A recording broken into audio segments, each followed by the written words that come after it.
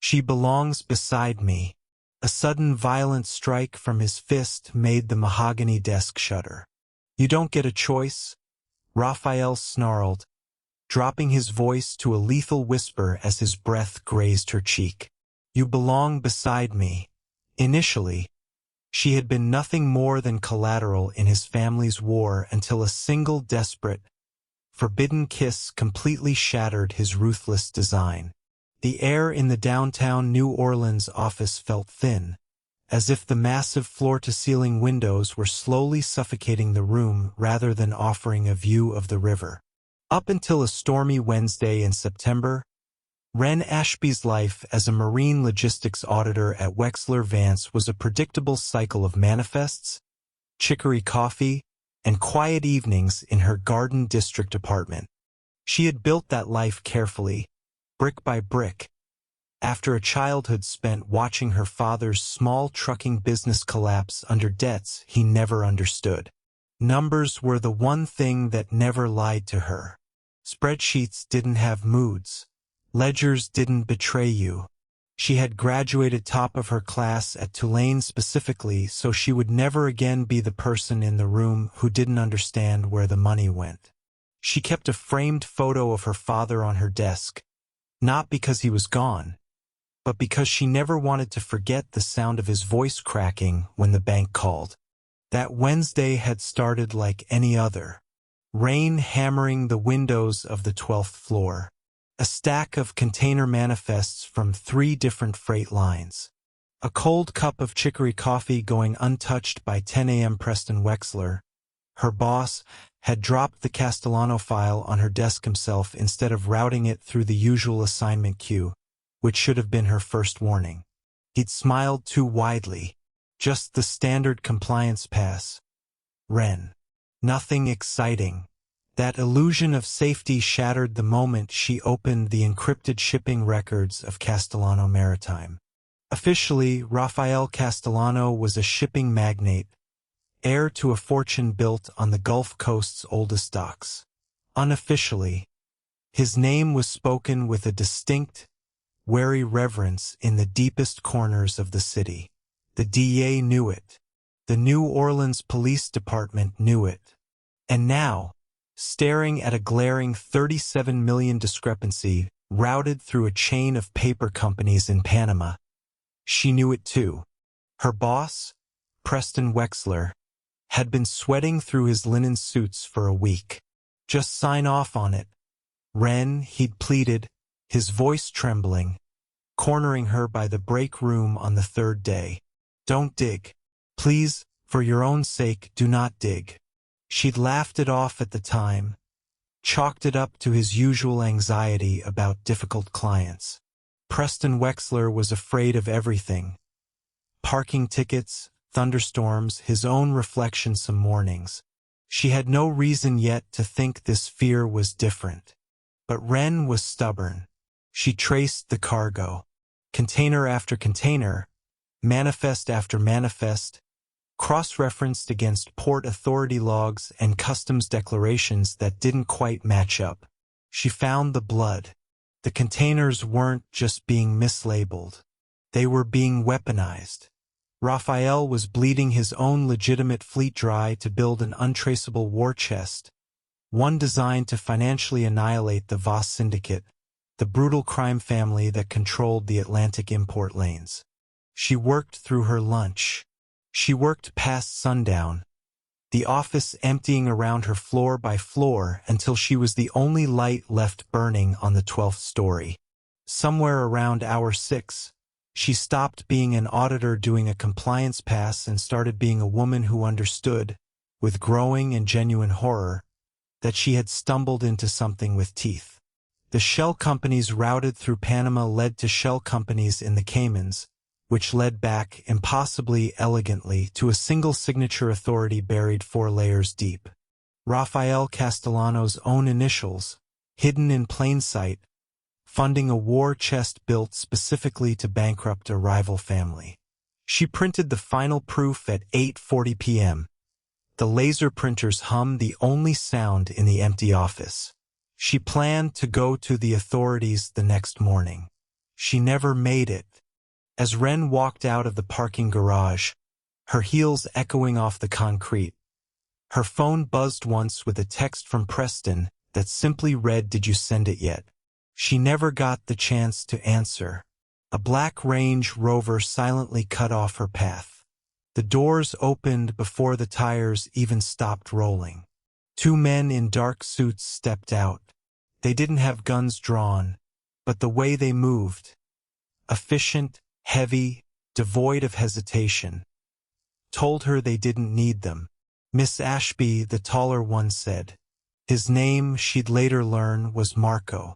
"Mr. Castellano requires an immediate consultation regarding your audit." "It's late," Wren managed, her heart hammering, her free hand closing instinctively around the strap of her bag, as if the manila folder inside it could somehow protect her. "Call my office tomorrow." Marco stepped closer, invading her space, close enough that she could smell rain and gun oil on his jacket. "It wasn't a request, ma'am." Behind him, the second man had already circled to the far side of the Range Rover, cutting off her retreat toward the stairwell. There was no scenario, she realized with a sick lurch, in which she simply walked away from this. She thought about screaming. She thought about the folder in her bag, the one piece of paper that could either save her or condemn her, and something cold and calculating. A part of herself she didn't know she had, told her to keep it close and keep her mouth shut. She got in the car. The drive to the Garden District estate was a blur of rain-slicked streets and suffocating dread, oak-lined boulevards giving way to wrought iron gates that swallowed the headlights whole. Neither man spoke to her again. The radio murmured low, some late-night jazz station, absurdly calm against the roar of her own pulse in her ears. They pulled up to a sprawling ironwork mansion that looked less like a home and more like a fortress, its windows glowing amber against the storm. Live oaks draped in Spanish moss seemed to watch her as she was ushered through heavy cypress doors into a cavernous library. The room smelled of old paper, fine leather, and something metallic. Then he stepped out of the shadows. Rafael Castellano was a man who commanded the very oxygen in the room. Tall, dressed in a bespoke charcoal suit that clung to a heavily muscled frame. His dark hair was meticulously styled, but his eyes, a piercing storm gray, were entirely wild, the eyes of an apex predator assessing its prey. "Wren Ashby." His voice was a low, resonant baritone. He walked around the massive desk, picking up a familiar manila folder. Her folder. Top of your class at Tulane. Spotless record. And apparently a fatal lack of self-preservation. "I was doing my job," Wren said, fighting to keep the tremor from her voice. "The numbers don't lie, Mr. Castellano. Your company is bleeding cargo value into shell ports." He tossed the folder onto the desk.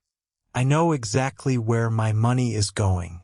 What I need to know, Wren, is how a mid-level auditor managed to breach an encryption system that cost me $2 million to build." "You hired lazy contractors," she shot back, adrenaline overriding her terror. "They left a legacy API exposed. Took me 2 hours. Something flickered behind his storm-gray eyes. Not quite amusement, not quite respect, but close enough to both that it unsettled her more than his anger would have. He circled the desk slowly, unhurried, a man entirely certain that the room and everyone in it belonged to him. 2 hours, he repeated. "Preston Wexler has had auditors on my books for years. None of them have ever come within a mile of that server architecture. And you found it in an afternoon. I'm good at my job. You're dangerously good at your job. That's the problem." He stopped a few feet from her, studying her the way a man studies a chessboard, calculating 3 moves ahead. Do you know what happens to people who are dangerously good at finding things that were meant to stay buried, Miss Ashby? I imagine you're about to tell me. Raphael stepped closer. He smelled of cedar and danger. Dorian Voss murdered my sister 8 months ago, he said, the words slipping out like shattered glass, all his careful composure cracking for just an instant before he sealed it back down. He did it using Port Authority officials bought with dirty money, and a bullet meant for me that found her instead because she was standing where I should have been standing. I am going to bankrupt him, strip him of his power, his allies, his life, piece by piece, until there's nothing left of Dorian Voss but a name people are afraid to say out loud, the same way they're afraid to say mine. The cargo you found is the bait, and now that you've uncovered it, you're a liability. Her blood ran cold. Kill me and my boss knows everything. The DEA will be here by morning. A dark, humorless smile touched his lips. Preston Wexler has been on my payroll for 6 years. He handed you to me, Wren. You're entirely alone. Panic flared, hot and sharp. What do you want from me? You're going to fix the breach you found, Raphael said, his tone leaving no room for argument. And you're going to rebuild the manifest trail so not even the DEA's top financial crimes unit can trace that 37 million. You will make my trap perfect. And if I refuse, in a flash of movement, he closed the distance, his hand shooting out to slam flat against the bookshelf behind her head, trapping her. You don't get a choice, he snarled, his breath hot against her cheek. You belong beside me until this is over. You live in my house. You breathe my air. You do exactly as you're told. If you run, Marco will find you. If you go to the police, they'll hand you right back to me. She stared into his eyes, refusing to let her tears fall. You're a monster. I'm a survivor, he whispered. Welcome to the real world, Miss Ashby. For 3 weeks, Wren was a ghost in the Castellano estate. Her world narrowed to a lavishly appointed guest suite and Raphael's private study. Armed guards patrolled the grounds. Her phone had been confiscated, replaced with a monitored tablet that only reached internal servers. She spent 12 hours a day buried in the labyrinth of Castellano Maritime's finances, and the deeper she dug, the more she understood the brilliance and the ruthlessness of Raphael's plan.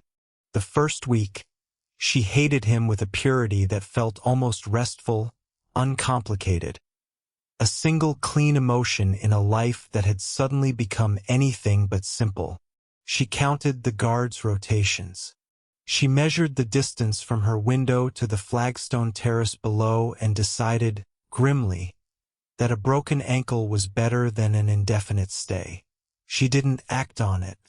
Some animal part of her recognized that the estate's real cage wasn't the wrought iron gates but the 11 men in dark suits who patrolled them, and she was not yet desperate enough to test how far Raphael's patience actually extended.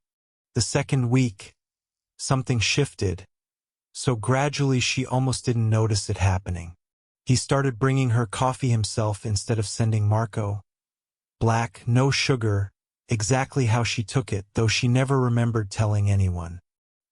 He'd stand at the study door sometimes, arms crossed, watching her work with an expression she couldn't quite read. Somewhere between suspicion and something warmer, he clearly didn't want her to see. Once, at 2 in the morning, she'd fallen asleep at the keyboard and woken to find a blanket draped over her shoulders and Raphael gone. The study door pulled quietly shut behind him. She told herself it meant nothing. A man protecting his investment. A spider being gentle with a fly he intended to eat later. By the 3rd week, she had stopped quite believing that. She spent 12 hours a day buried in the labyrinth of Castellano Maritime's finances, and the deeper she dug, the more she understood the brilliance and the ruthlessness of Raphael's plan. He was constructing a shell corporation legally tied to Voss's inner circle, funding it quietly with his own hidden fortune. When the moment was right, Raphael would tip off the feds.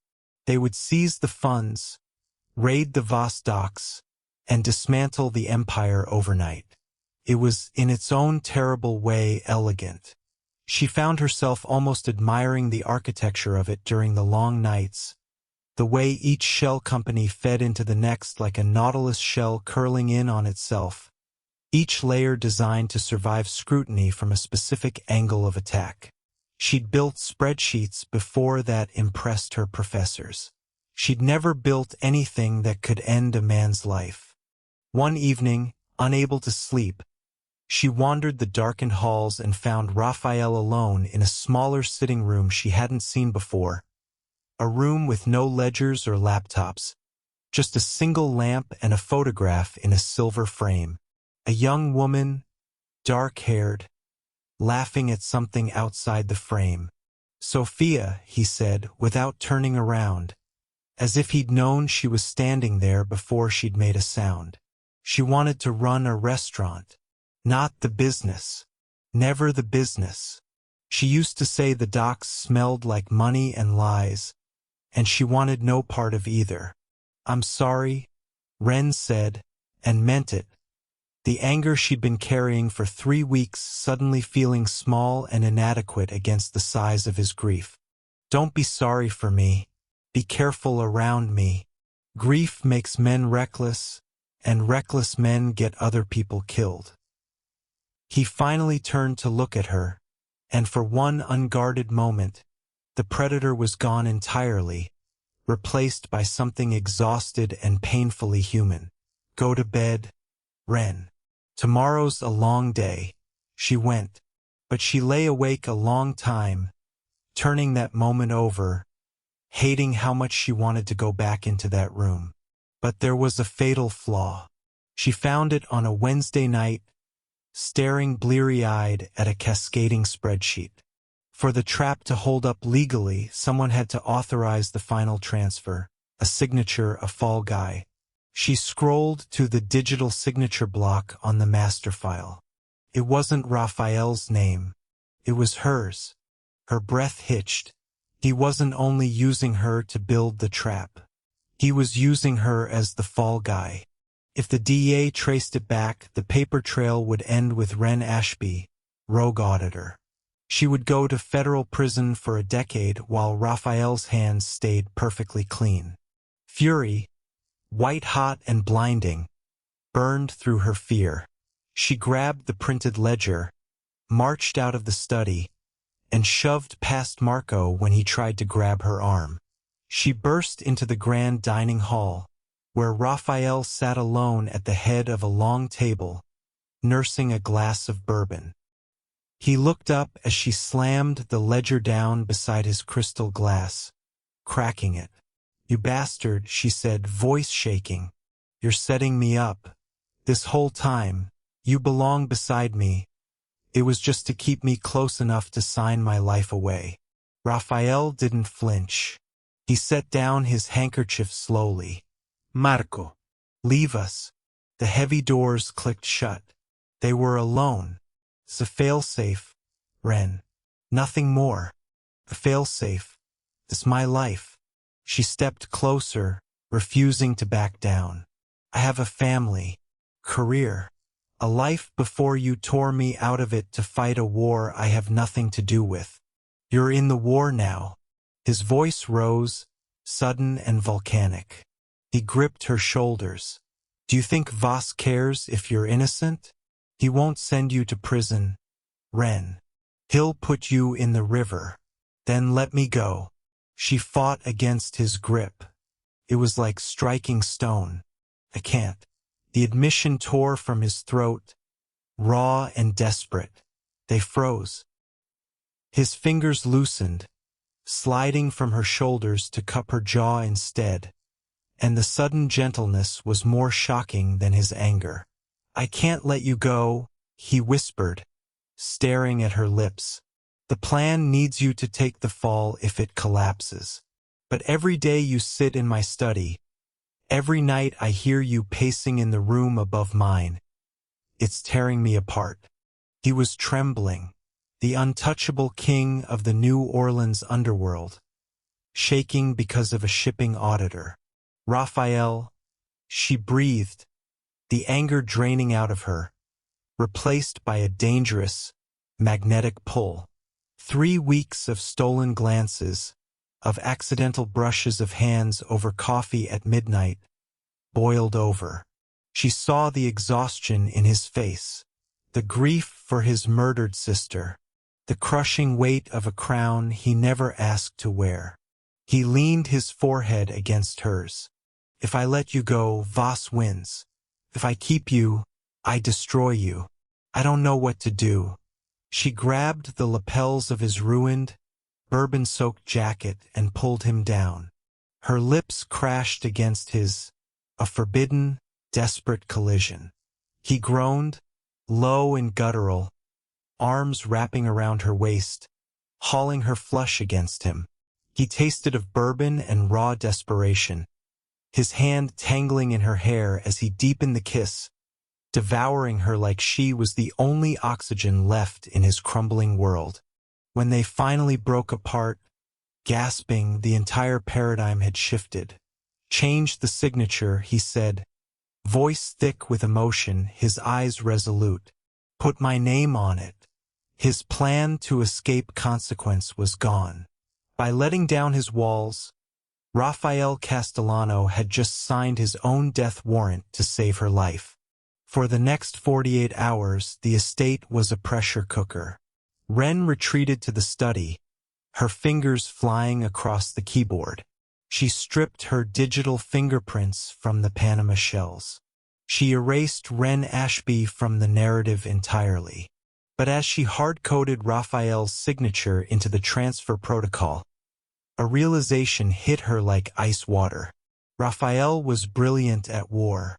He didn't understand modern financial forensics. He was willing to be the shield, but she was the architect. She wasn't about to let the man who'd just sacrificed his freedom for her walk blindly into a federal trap. So she built a second door, a dead man's switch. If the DEA, led by Special Agent Naomi Cortez, the woman spearheading the organized crime task force, raided Castellano Maritime, her script would trigger an automated routine that would flood the dark web with Voss's actual smuggling manifests, blinding the feds with a mountain of rival family evidence while encrypting Raphael's own ledgers behind a military-grade firewall. It was highly illegal.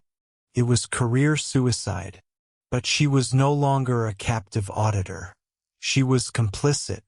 Friday night arrived with a suffocating humidity that promised a Gulf storm. The transfer of the $37 million into Voss's dummy accounts was scheduled for midnight. Once the money hit, Raphael would make the anonymous call to Agent Cortez. The trap would snap shut. At 11:10, Raphael walked into the study, tactical black replacing his tailored suit, a Kevlar vest visible beneath his jacket, a suppressed pistol at his hip. It's time, he said. Execute the transfer. Then Marco takes you to a safe house in Metairie. You don't come out until it's over. I'm not leaving, she said, hand hovering over the enter key. If latency spikes, the routing could bounce. I need to monitor packet loss until the funds clear. You're leaving. He crossed the room in 3 strides. Voss is a rabid dog. When he realizes his accounts are flooded with $37 million in flagged assets, he won't run. He'll lash out. I'm not risking you. Before she could argue, a heavy, synchronized thud shuddered through the floorboards, followed by the crash of shattered glass from the west wing. Raphael's hand flew to his holster. The radio crackled. Marco's voice, frantic. Boss. Perimeter breached. 3 trucks heavily armed. They bypassed the outer gate. Someone gave them the codes. Her blood turned to ice. Wexler, Raphael spat, hauling her from the chair. He didn't just sell you to me. Ren. He played both sides. He sold my security codes to Voss. They burst into the hallway as automatic gunfire echoed from the foyer. The war hadn't waited for the trap. Voss had brought it to them. Move! Raphael shoved her ahead of him through the smoke and plaster dust toward the cellar stairs. They reached the top just as a figure stepped from the shadows of the drawing room. Leaving so soon, Raphael? Dorian Voss was shorter, built like a bulldog, a jagged scar across his throat. Behind him stood two enforcers, and shivering in their grip was Preston Wexler, bleeding from a split lip. "You're trespassing," Raphael said, subtly shifting to shield her. "You took 37 million from my accounts," Voss snarled. "Wexler told me all about your little ghost auditor. Your frame job." Ren froze. He took money from Voss? That wasn't right. Raphael was using his own money. She peered around Raphael's arm at a terrified Wexler, and in a fraction of a second, the missing variable clicked into place. Wexler hadn't just discovered Raphael's money. The coward had been skimming from Voss for years. When Voss noticed the shortfall, Wexler panicked and blamed Raphael, using her audit as cover. The entire war was built on a lie. "Kill him," Voss ordered his men. "Grab the girl. She's fixing my books before I feed her to the gators." The hallway exploded into chaos. Raphael drew and fired, dropping the lights, plunging the corridor into near darkness. He grabbed Ren's waist, tackling her through the library doorway as bullets shredded the plaster behind them. "Stay down," he roared. Ren scrambled behind the desk, clutching her tablet, the only device wirelessly linked to the master servers upstairs. "It wasn't you," she breathed, pulling up the server dashboard in the dark. "The 37 million, Wexler stole it from Voss and used Castellano routing numbers to hide it. He set you both up." Raphael slammed a fresh magazine into his pistol, crouching beside her. "He doesn't have the brains to move that kind of capital without a trace." "No, but he had my credentials," she realized, sickness rising. "He used my access to move the money. That's why he wanted me to balance the books, to cover his own tracks." Footsteps crunched on broken glass outside. "Ren," Raphael whispered, cupping her face. "There's a panic room behind the fireplace. Get in. When the police arrive, tell them I kidnapped you. Show them the transfer logs. You walk away clean." "I'm not leaving you," she said, tears spilling over. "You belong to the light, Ren. Not this." He kissed her forehead, desperate and final. "I love you." Before she could answer, he stood, stepping out to draw their fire. Ren looked down at her tablet. 11:54 p.m. The midnight transfer was still queued. Wexler's stolen 37 million sat waiting for her final keystroke to route it into Voss's monitored shell. She didn't send it to trigger the DEA trap. Instead, she opened the dark web node she'd built and scattered all 37 million across 100 decentralized wallets in seconds. Then she triggered the dead man's switch. The estate's smart speakers blared to life. "Attention, Dorian Voss. Your offshore accounts have been drained. $37 million has been decentralized. Your shipping manifests and payroll logs have been transmitted directly to the New Orleans DEA field office. Attention, Agent Naomi Cortez." Silence fell. Even the gunfire stopped. "What the hell is that?" Voss's voice cracked with panic. Ren stood, holding the glowing tablet. "It means you're broke, Dorian. Wexler stole your money, and I just vaporized it. The DEA has your entire criminal history. You have about 3 minutes before a task force surrounds this house." Sirens wailed in the distance, growing closer. "You bitch!" Voss stepped into the doorway, raising his weapon. Raphael didn't hesitate. He lunged, tackling Voss to the floor with bone-shattering force. Marco, bleeding from a shoulder wound, burst in laying suppressive fire that sent Voss's remaining men fleeing. Wexler tried to run. Marco caught him by the collar and knocked him cold. On the floor, Raphael pinned Voss, his fist connecting with a sickening crack. Voss went limp. Red and blue light strobed through the shattered windows. Raphael stood, breathing hard, knuckles split. He looked at Voss, then Wexler, then Wren. "I told you to hide," he whispered. "I told you I was fixing the books," she replied, a watery smile breaking through. The front doors burst open. Flashlights cut the darkness. "Deh! Show your hands." Raphael grabbed her hand, lacing his fingers through hers. He didn't raise them in surrender. Instead, he pulled her toward the hidden panel behind the fireplace. The stone wall swung open, revealing a dark tunnel beneath the estate. "You just destroyed my entire empire, Wren Ashby," he said, a genuine, breathtaking smile touching his lips for the first time since she'd met him. "You're welcome," she breathed. They stepped into the darkness together, the stone door sliding shut just as the DA breached the library above them.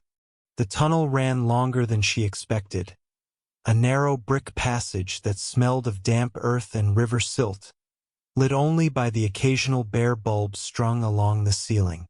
Raphael moved fast, sure-footed even in the dark, his hand never once loosening around hers. Behind them, muffled through several feet of stone and soil, she could hear the chaos of the raid unfolding. Shouted commands, the heavy tread of boots, Voss's men being walked out in cuffs. "Where does this go?" she asked, breathless, half running to match his stride. "Boathouse, 2 miles downriver. There's a car." He glanced back at her, and even in the dim light she could see the ghost of that rare, unguarded smile still lingering. After that, an airstrip. After that, he stopped himself, and for the first time since she'd met him, Raphael Castellano looked genuinely uncertain. "After that, I don't actually know. I hadn't planned on surviving the night, if I'm honest with you." "That makes 2 of us," she admitted. They emerged into the humid dark of a boathouse at the river's edge, the storm finally breaking overhead in a low roll of thunder. A sedan waited exactly where he'd said it would, keys in the ignition, a duffel bag on the back seat that she suspected held far more cash than she'd ever seen in one place. Raphael pulled her into the passenger seat, then paused at the driver's door, looking back at the estate glowing red and blue through the trees behind them. "It's really gone," he said quietly. "All of it. The docks, the accounts, the name. Does that scare you?" He considered the question longer than she expected. "No," he said finally, sliding into the seat beside her, rain dripping from his jaw. "It's the first time in 8 years I haven't been afraid of losing something. There's nothing left to lose except you. That's a strange kind of freedom." They drove in silence for a while, the wipers beating a steady rhythm against the windshield, the city's skyline shrinking in the rearview mirror. Somewhere behind them, Agent Naomi Cortez would be standing in the wreckage of the Castellano Library, staring at a mountain of evidence against a rival syndicate and precisely nothing that would hold up against the man who'd already vanished. Somewhere in a holding cell, Dorian Voss would be discovering exactly how thoroughly his empire had been dismantled in a single night. Somewhere, Preston Wexler would be waking up in an interrogation room with a great deal of explaining to do. None of it felt real yet. What felt real was the warmth of Raphael's hand finding hers again on the console between them, steady despite everything. "I have a confession," Wren said, watching the last lights of the city fade behind them. I think we're a bit past confessions. When Marco pulled up outside my office that first night, I had the folder in my bag. The proof. I could have thrown it at his feet and told him to take it straight to you. Save us both 3 weeks of misery. A small, tired laugh escaped her. I don't know why I didn't. Raphael glanced over at her, the corner of his mouth lifting. I do. Enlighten me, because some part of you already wanted to know how the story ended. He returned his eyes to the road, the rain easing into a soft, steady patter. For what it's worth, Ren Ashby, so did I. She had lost her job, her apartment, her normal, predictable life. She would never again balance a ledger without hearing sirens in the back of her mind. Never again trust a boss's smile without checking twice. But as Raphael pulled her hand to his lips, driving them both toward a private airstrip and a completely unknown future, she knew exactly where she belonged. Beside him, 3 months later, on a terrace overlooking a different coastline entirely, Ren would open her laptop to find a single encrypted file waiting in her inbox. The last loose thread of the Castellano Empire, wired quietly and legally into a foundation that funded scholarships for kids like she'd once been, kids whose fathers understood too late where the money went. She would look up to find Raphael watching her from across the table. No gun at his hip, no empire left to defend. Just a man who had rebuilt himself as completely as she'd once rebuilt his ledgers. Ready for a walk? He'd ask, the way he asked every evening now, and she would close the laptop, take his offered hand and remember, not for the first time, that the most dangerous man she'd ever met had turned out to be the safest place she'd ever landed. Beside him, always beside him,